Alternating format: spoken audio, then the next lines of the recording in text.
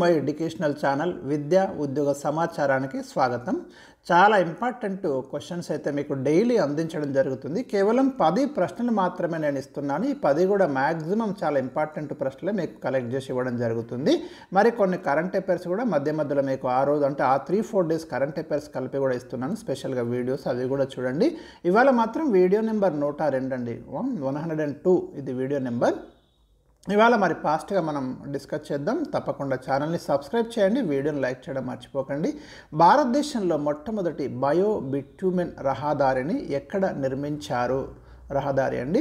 బయోబిట్యూమెన్ రహదారి అంటే మనకు జీవ పదార్థంతో తారు తయారు చేసేది, మనం తారు రోడ్డు అంటాం కదా, రోడ్లు వేయడానికి తారు తయారు చేసి జీవ పదార్థంతో దాంతో కనుక రోడ్డు వేస్తే వాటిని మనం బయోబిట్యూమెన్ రహదారి అని పిలుస్తున్నాము. మొట్టమొదటిసారిగా ఇండియాలో మనకి మహారాష్ట్రలోని నాగ్పూర్ మన్సర్ బైపాస్ రహదారి ఈ రకంగా వేయబడింది. అందుకే ఇట్లాంటివి ఏమైనా ఉంటే మాత్రం ఖచ్చితంగా గుర్తుంచుకోండి, ఫస్ట్ కాబట్టి అడుగుతాడు.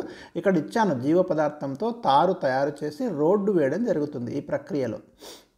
క్వశ్చన్ నెంబర్ 2 అండి. మహాత్మా గాంధీ జాతీయ గ్రామీణ ఉపాధి హామీ పథకం ఎప్పుడు ప్రారంభించబడింది? ఏదైతే మనకి Mahatma Gandhi national rural employment guarantee act ఉంది కదా, అది యాక్ట్ ఏమో 2005లో వచ్చింది, ఉపాధి హామీ చట్టము.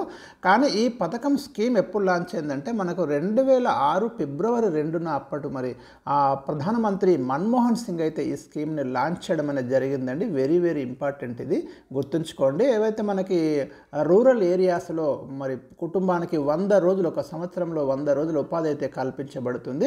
అది మనకు 2006లో లాంచ్ అయింది. 2005 మాత్రం యాక్ట్ మాత్రం 2005, గుర్తుంచుకోండి. భారతదేశంలో మొట్టమొదటిసారిగా పనికి ఆహార పథకం అనేది 1977-78లో మొదలైంది. మరి అక్కడి నుంచే మనకి ఈ స్కీమ్ అనేది అంచెలంచెలు మార్చుకుంటూ మనకు చివరిగా 2005లో గ్రామీణ ఉపాధి హామీ చట్టం తీసుకొచ్చినాము.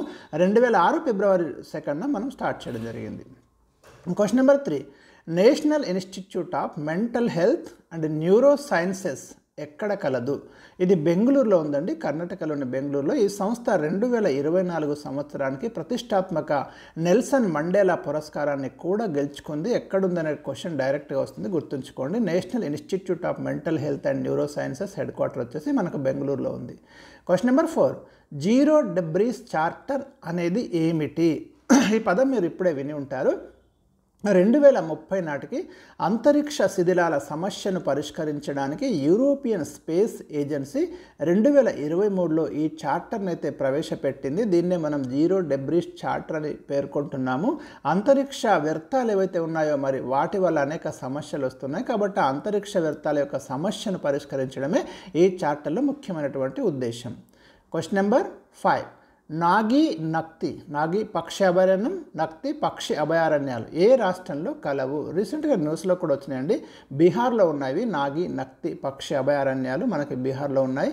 2024లో వీటిని రామ్సార్ జాబితాలో చేర్చారు. రామ్సార్ జాబితా అంటే మనకి 1971లో ఇరాన్లోని రామ్సార్ నగరంలో ఒక అగ్రిమెంట్ జరిగింది. దీన్నే రామ్సార్ కన్వెన్షన్ అంటాము. అంటే చిత్తడి నేలల పరిరక్షణ దీని ఉద్దేశము. ఏవైతే వెట్లాండ్స్ ఉంటాయో వాటి యొక్క పరిరక్షణ, అలాంటి ప్రదేశాలను ఈ రామ్సార్ జాబితాలో చేరుస్తారు. ఇండియాలో కూడా చాలా ప్రదేశాలు ఈ లిస్టులో ఉన్నాయి. రీసెంట్గా మనకి నాగి నక్తి అభయారణ్యాలు కూడా అందులో చేర్చినారు.